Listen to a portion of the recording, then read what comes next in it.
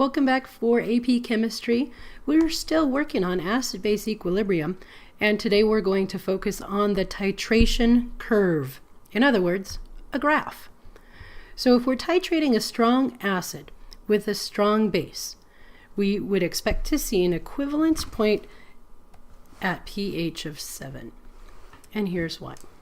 First, let's talk about what is meant by the term strong acid. So look at the particle diagrams and decide which diagram represents a strong acid.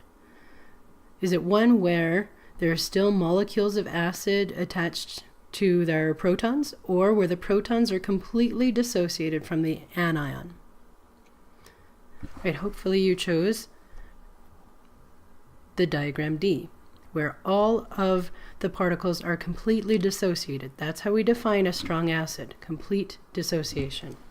And so now let's choose the particle diagram that represents a strong base. The base being a hydroxide ion combined with a cation. So a strong base, like a strong acid, completely dissociates, and so again, particle diagram D shows us what it means to be strong. It doesn't refer to its power or anything to do with the pH or the pOH, but it has everything to do with how it dissociates when it dissolves in water. So if we were to graph the change in pH as the base is added, then this is what we would see. So first we start out with an acid at a very low pH, and over time, as we add the base to it, the pH rises very slowly at first. So this is called our buffering region, because the pH doesn't change much at all during this time. Then all of a sudden it shoots up very quickly. This is the inflection point of our graph. And the inflection point will give us what's known as the equivalence point. And once we surpass the equivalence point, we get into our second buffering region, where adding more base is not going to really change the pH all that much. So there's a couple of important features that I need to point out to you. The first one is already shown in the picture. The inflection point, or the equivalence point of our graph, is where we can say all of the acid has been reacted with the base. So the acid is completely reacted.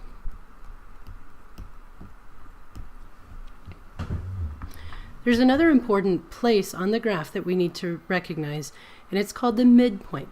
So if the equivalence point occurs at 25 milliliters of base, then that means here at 12.5 milliliters of base added, we have what's called the midpoint of our reaction.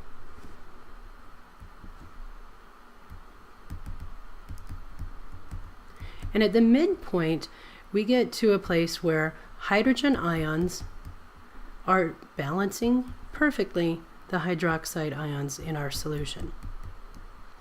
So we've added enough hydroxide ions so that they are equal to the number of hydrogen ions remaining in the solution. And if we add the same number of hydroxide ions again, we would get to the equivalence point where all of the hydrogen ions get reacted. So the midpoint is an important place, and we can see this from the Henderson-Hasselbalch equation. The pH is equal to the pKa plus the log of the conjugate base over the conjugate acid, or the weak acid, that is. So in Henderson-Hasselbalch, we see if these numbers are equal, then the log of 1 is 0, and the pH is equal to the pKa at the midpoint. We call this the half titration.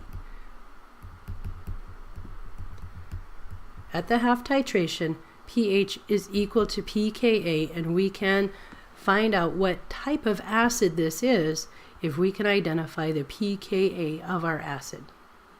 So when we titrate a strong acid with a strong base, one important thing to note is that pH goes up.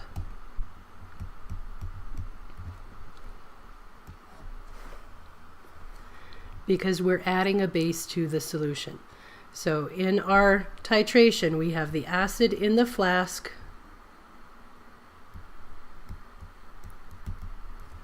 and we have the base in our burette.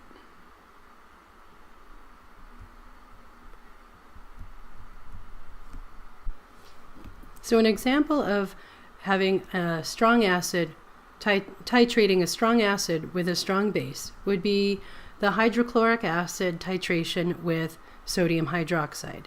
That forms water and neutral salt, sodium chloride.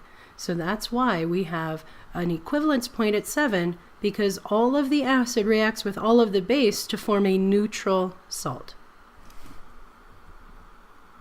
Suppose we titrate a strong base with a strong acid.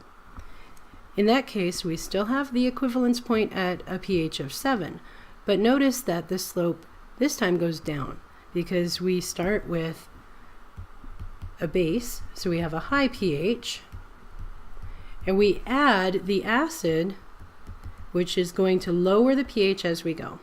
Now let me show you the geometric way to solve for the equivalence point. Okay. So we find the flat portions of our graph and we draw a straight line. Let me scoot down a little.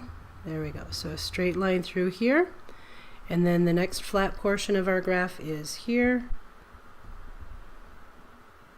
and we draw a straight line. Then we measure the distance between the two lines. Bummer.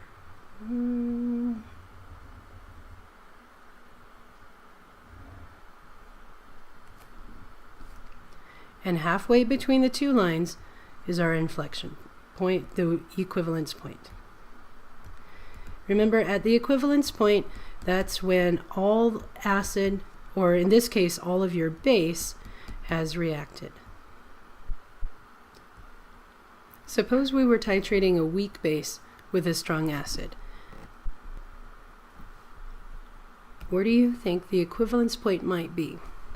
So A, B, and C in this picture all represent a weak base, not a complete dissociation. So we start off with a pH that's higher than 7 because we have a base to begin.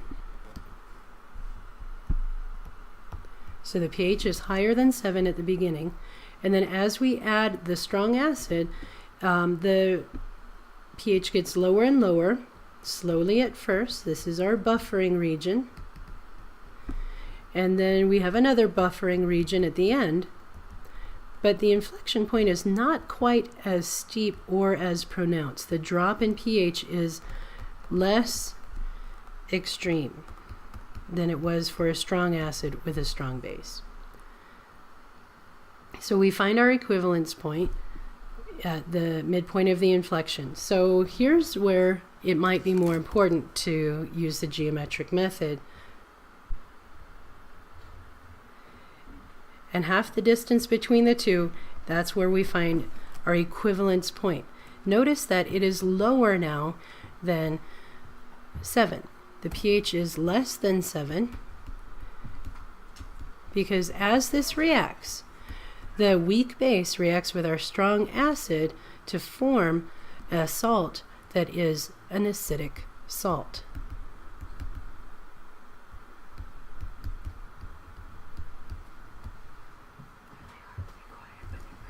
So to find the midpoint, what we can do is find the steep slopes here, the vertical slopes. Whoops, my ruler ran out. And then here's our other vertical slope.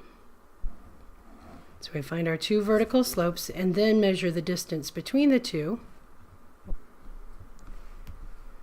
And your halfway point between the two will be your midpoint.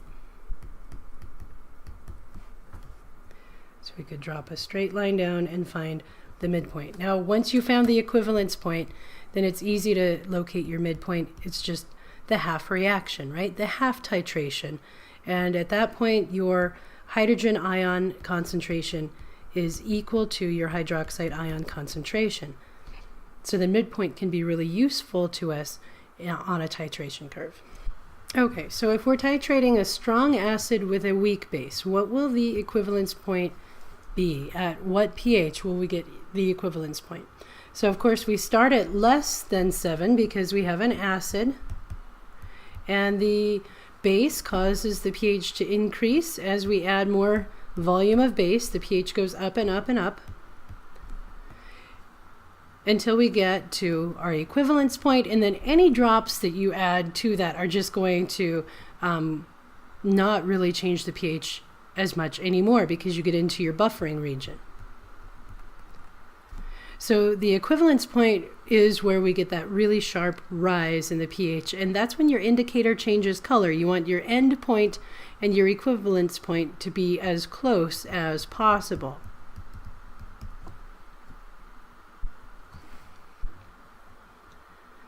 So of course we have a strong acid with a weak base, so a pH lower than 7, and the weak base causes it to rise, but as it does, we're making an acidic salt as a result of the reaction. So the pH will be less than 7.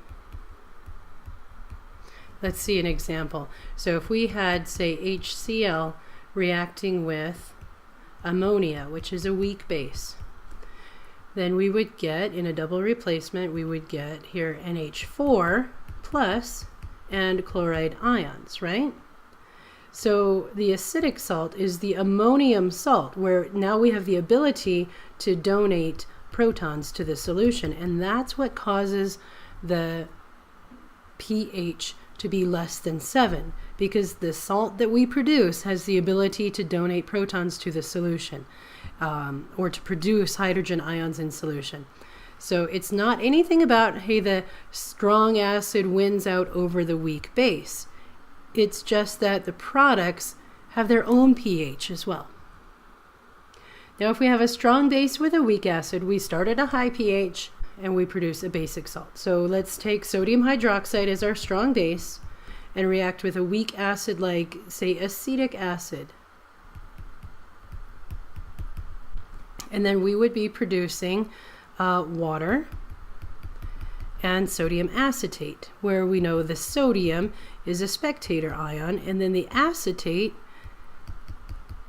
is the conjugate base of a weak acid, and it can take on that hydrogen ion from the water to form the acetic acid again, and that leaves hydroxide ions in solution.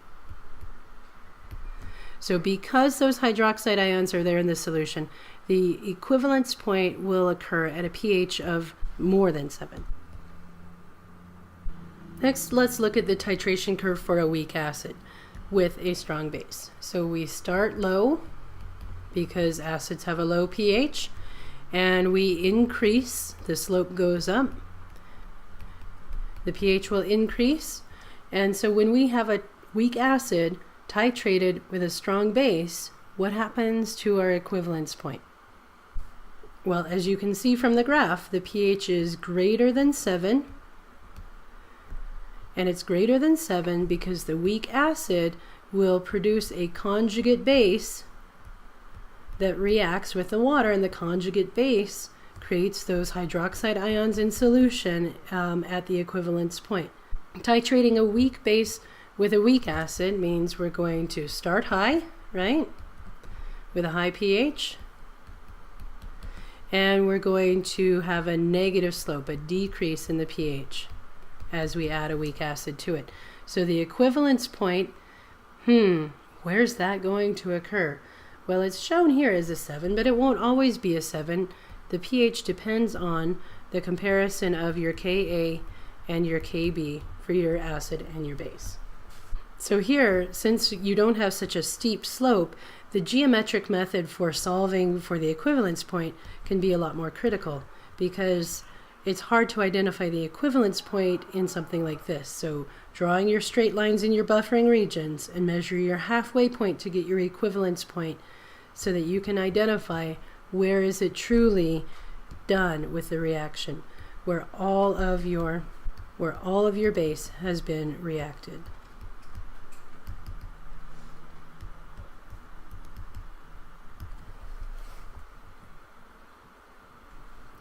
Suppose we're titrating a diprotic acid like ethanedioic acid, also known as oxalic acid, with a strong base. So if you have an acid, of course, we start at a low pH and we go higher as the base is added.